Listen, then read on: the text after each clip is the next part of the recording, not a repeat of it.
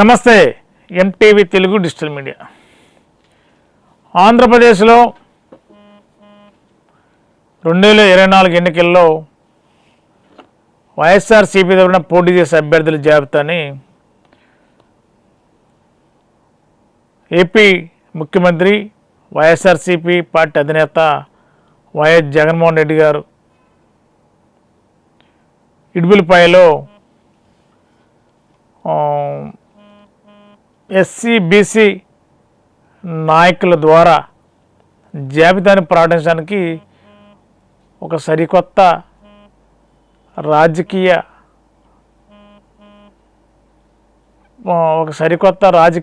రాజకీయంతోనే ఒక కొత్త వరవడికి శ్రీకారం చుట్టారు.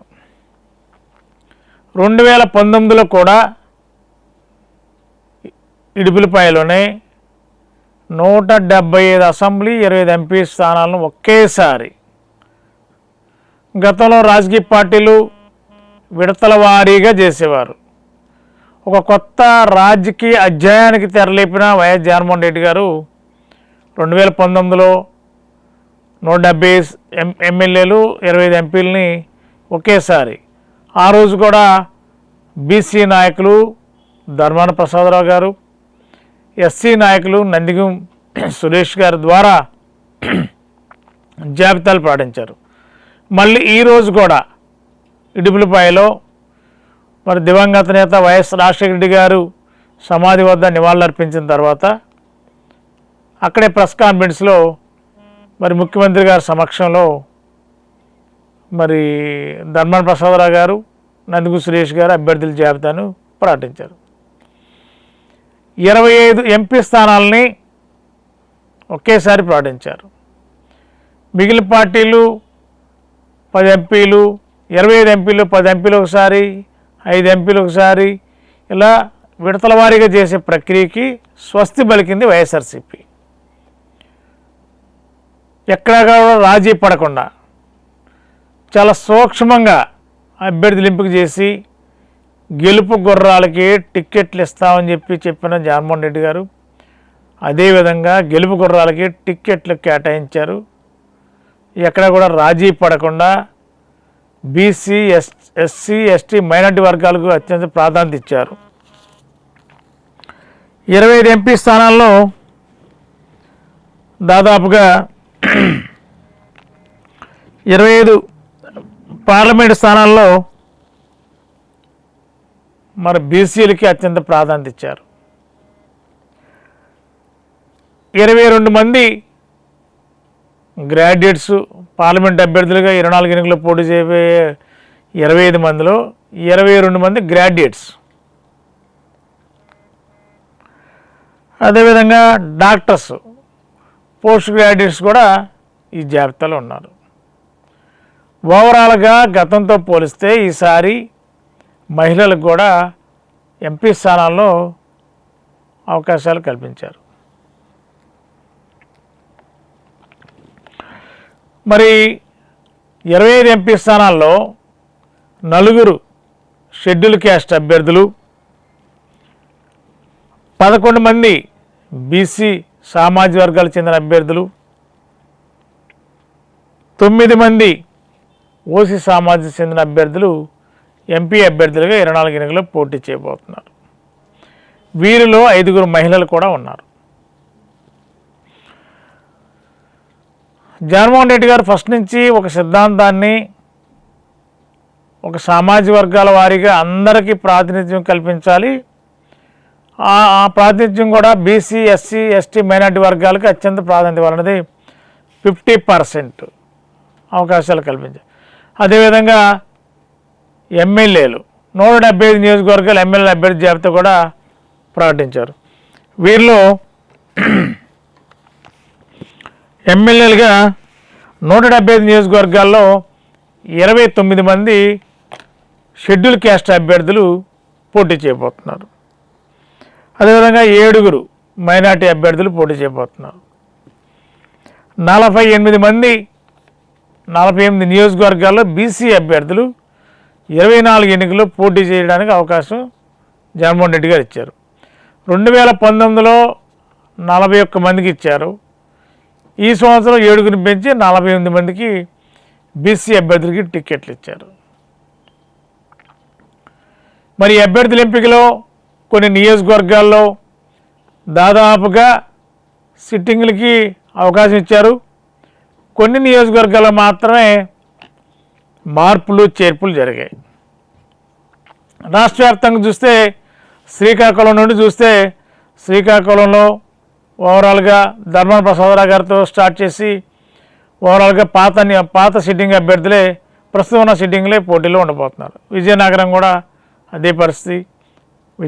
వైజాగ్ పార్టీలు మారి టీడీపీ నుంచి వైసీపీలోకి వచ్చిన అభ్యర్థులకి అదేవిధంగా కొంతమందికి టికెట్లు ఇచ్చిన సందర్భాలు. తూర్పుగోదావరి జిల్లాలో కూడా మరి ఎమ్మెల్యే క్యాండిడేట్లు ఎంపీ అభ్యర్థులకు ఇచ్చారు. మరి గతంలో ఇతర పార్టీల నుండి వైసీపీలోకి వచ్చిన వాళ్ళకి ఎంపీ స్థానాలకు అవకాశం కల్పించారు. ఎంపీలు ఉన్న వారికి ఎమ్మెల్యేలుగా రాజమండ్రి ఎంపీ మార్గాని భర్త గారికి ఎమ్మెల్యేగా రాజమండ్రి అర్బన్ ఇచ్చారు. అదేవిధంగా రామచంద్రపురం ఇంతకుముందు మంత్రి వేణుగోపాల్ గారు ఉండేవారు. ఇప్పుడు రామచంద్రపురం నియోజకవర్గానికి మరి పిల్లి సుభాష్ చంద్రబోస్ గారి యొక్క కుమారుడు వాళ్ళ అబ్బాయికి టికెట్ ఇచ్చారు. అదేవిధంగా గోపాలపురం హోమ్ మినిస్టర్ ఇప్పటివరకు సిట్టింగ్ ఎమ్మెల్యే మరి తలారి వెంకటరావు గారు ఉన్నారు. మరి తలారి వెంకటరావు గారిని తీసుకెళ్లి కొవ్వూరు అసెంబ్లీ స్థానానికి పోటీలు పెట్టారు. మరి గోపాలపురం నుండి ప్రస్తుత హోమ్ మినిస్టర్గా ఉన్న తానేటి వంతి గారు అభ్యర్థిగా ఉండబోతున్నారు. నరసాపురం ప్రసాదరాజు గారు సిట్టింగ్ ఎమ్మెల్యే, ఆచంట రంగనారాజు గారు సిట్టింగ్ ఎమ్మెల్యే, భీమవరం గ్రంథి శ్రీనివాస్ గారు సిట్టింగ్ ఎమ్మెల్యే, ఉండి 2019లో ఎవరైతే పోటీ చేశారో నరసింహరాజు గారు మరి వారే 2024లో అభ్యర్థిగా ఉండి నుంచి పోటీ చేయబోతున్నారు. కైకలూరు దోలం నాగేశ్వరరావు గారు, అదేవిధంగా పోలవరం సిట్టింగ్ ఎమ్మెల్యే తెల్లం బాలరాజు గారు కాకుండా వారి సతీమణి రాజ్యలక్ష్మి గారికి ఇచ్చారు. మరి చింతలపూడి మరి సిట్టింగ్ ఎమ్మెల్యే ఉన్నమట్ల ఎలిజాకు టికెట్ లేదు.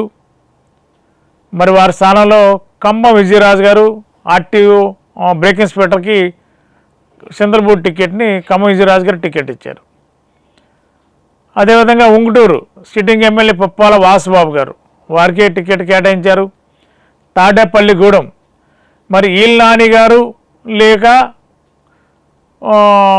కొట్టు సత్యనారాయణ గారు అని చెప్పి ఈ 2 పేర్ల మధ్య నడుస్తున్న తరుణంలో ఎట్టకేలకు కొట్టు సత్యనారాయణ గారికి టికెట్ని కన్ఫర్మ్ చేశారు తాడేపల్లిగూడెం నుండి. నిడదవోలు గెడ్డం జిఎస్ రావు గారి కుమారుడు ప్రస్తుత sitting MLA GS Srinivasa Naidu గారికి నిడదవోలు టికెట్ ఇచ్చారు. దెందులూరు కొట్టారి అబ్బాయి చౌదరి గారి రెండోసారి మళ్ళా దెందులూరు గడ్డలో వైఎస్ఆర్సీపీ జెండా రెపరెపలాడించడానికి మరి టికెట్ వారికే పార్టీ అధిష్టానం కేటాయించింది. ఏలూరు ఆళ్ళ నాని గారు మరి గత కొన్ని రోజులుగా కొన్ని నెలలుగా ఏలూరు టికెట్ మీద చాలా గందరగోళమైన పరిస్థితి నడిచింది.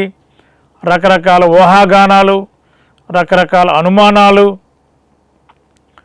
రకరకాల ఫెయిలర్స్ వచ్చాయి.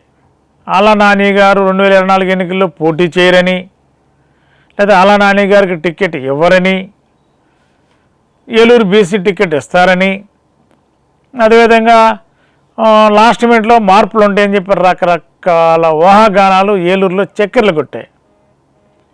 మరి ఆళ్ళ నాని గారు ఒక సీనియర్ నాయకుడు, వైఎస్ఆర్ కుటుంబానికి చాలా నిబద్ధతతో ఆ కుటుంబం పట్ల చాలా విధేయతతో ఉండే ఆళ్ళ నాని గారు వైఎస్ రాజశేఖర గారి కుటుంబానికి చాలా ఆప్తుడు.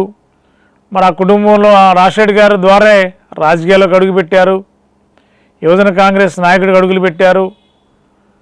మరి ఏలూరులో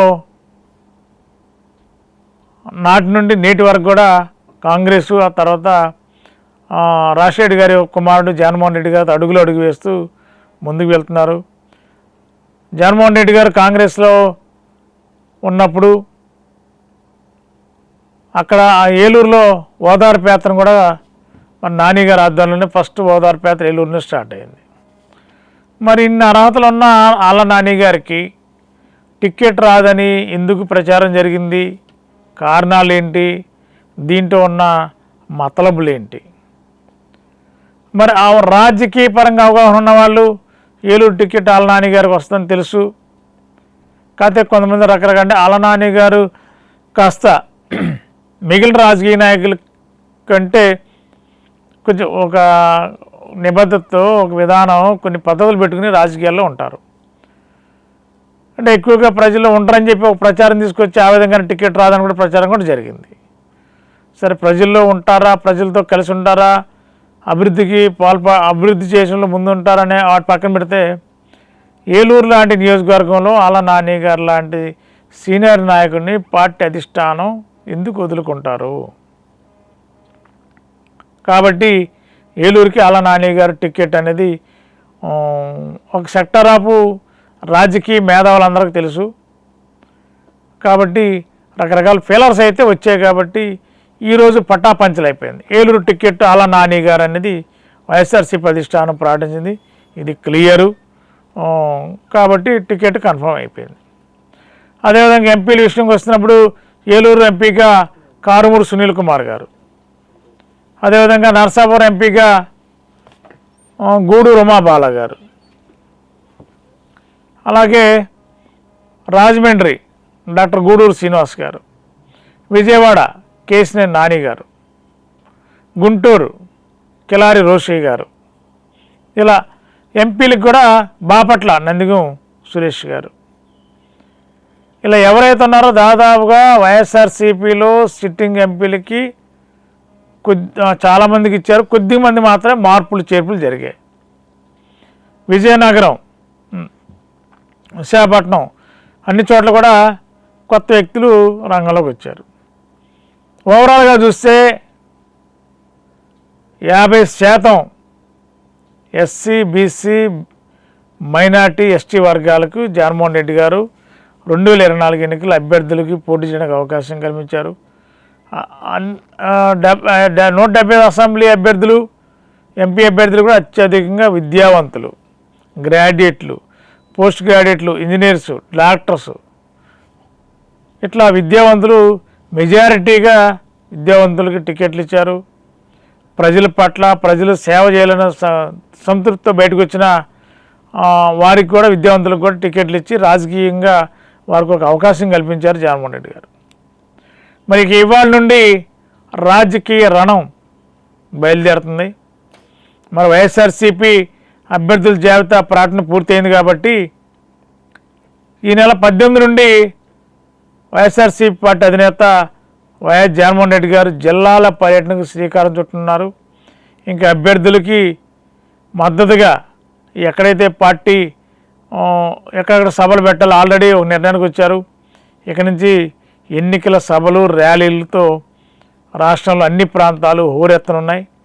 మరి వాళ్ళ వైఎస్ఆర్సీపీ జాబితా 175 ఎమ్మెల్యేలు, 25 ఎంపీలు పాటించారు. కాబట్టి మరి మిగిలిన పార్టీలు టీడీపీ, జనసేన, బీజేపీ అభ్యర్థులు ఇంకా సీట్లు కేటాయింపులో, కుమ్ములాటలో ఎవరికి టికెట్లు ఇవ్వాలి, ఎవరికి అనేది అనేది ఇంకా కన్ఫ్యూజన్ నడుతుంది. మరి వాళ్ళ వైఎస్ఆర్సీపీ జాబితా అయిపోయింది కాబట్టి 2 రోజుల్లో కూటమి కూడా ఒక నిర్ణయానికి వచ్చి జాబితా ప్రకటిస్తారని చెప్పి చూద్దాం. ఏదేమైనా అభ్యర్థుల జాబితా ప్రక్రియ పూర్తయింది, ఒక అంకం పూర్తయింది. ఇక ప్రచారంలో దూసుకెళ్తారు. విజయం ఎవరిది, గెలిపే ఎవరిది అనే నినాదంతోనే వైఎస్ఆర్సీపీ చాలా వేగంగా ముందుకెళ్తుంది. మరి విజయావకాశాలు ఏ నియోజకవర్గాలకి విజయావకాశాలు ఉన్నాయి, ఎక్కడైతే ఇబ్బందులు ఉన్నాయి వాటిని అధిగమించి వైనాట్ 175 అన్న జగన్మోహన్ రెడ్డి గారు మరి ఆ దిశగా అడుగులు వేస్తున్నారు. మరి అదే దిశగా అభ్యర్థులు కూడా రంగంలో దించుతున్నారు. మరి ఈ నేపథ్యంలో 24 ఎన్నికల కురుక్షేత్రంలో విజయం ఎవరిది చూద్దాం. మరి మన ఏలూరులో అత్యాధునిక వైద్య సదుపాయాలతో అతిపెద్ద హాస్పిటల్ ఆశ్రమ్ హాస్పిటల్. అనుభవజ్ఞులైన వైద్యుల పర్యవేక్షణలో గత 24 సంవత్సరాలుగా వేలాది మంది రోగులకు అత్యున్నత స్థాయి వైద్య చికిత్సలు అందిస్తున్న సంస్థ మా హాస్పిటల్ నందు MRI 1.5 Tesla, CT scan, mammography, గుండె చికిత్స, శస్త్రచికిత్స, OPD, operation theatre, blood bank, central laboratory, physiotherapy, AC ప్రసూతి సంరక్షణ గదులు కలవు. మరిన్ని వివరాలకై సంప్రదించండి 9491044836 మరియు 9491044844.